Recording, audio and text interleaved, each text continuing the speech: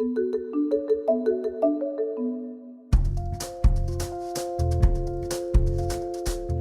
a really important connection because if you look at the Sustainable Development Goals, they're about achieving economic well-being, about advancing industrialization and employment and ending hunger. These are all things that trade is fundamentally important to doing. So the Sustainable Development Goals call trade a means of implementation. It's cross-cutting. It helps all of the goals come about.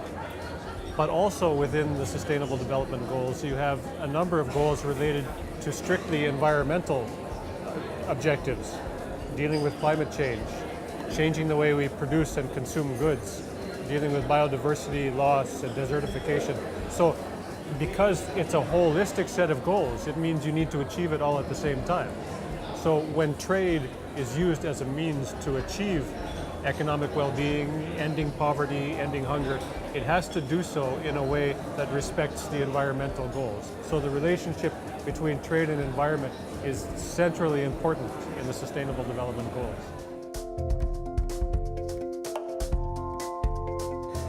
The main way that we see climate-related technologies and goods disseminating around the world is in the form of investment. So if I want to create a solar plantation in your country, I will come in, I'll build the solar farm, I'll sell the power to your local power purchaser. That kind of investment is difficult to attract.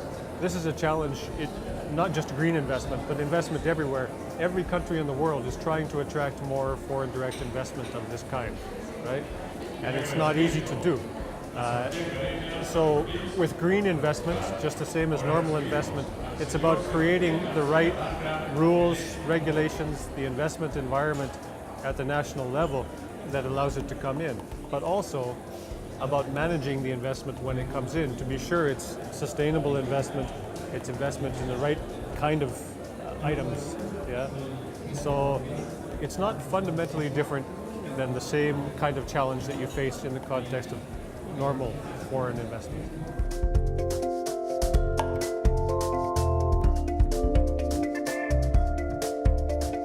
There are two different strategies you can use. One is to try to, say, for example, I want to transform the energy system in my country so that it is more green, so that I move away from burning coal for electricity to using solar power. There's two ways I can do it. One is to try to build up my domestic solar manufacturing firms and have everything produced in country so that I get the energy, but I also get the economic development that comes with it. It's like an industrial policy. Or I could just import all that technology from somewhere else where it's produced. I could import it from China because China makes very cheap solar panels, right?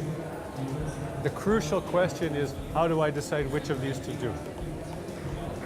Ideally, it's better to build it up yourself in the country because you get the economic development that goes with it. But it's important that you don't try to... we did some work in the Ukraine looking at wind power, and Ukraine tried to do this. The final result was that the cost of producing wind power in Ukraine was twice as high as the cost of actually just importing the technology. At the end of the day, you need to know that you have the capacity, you have a comparative advantage at producing solar power or wind turbines before you try to do it in your country.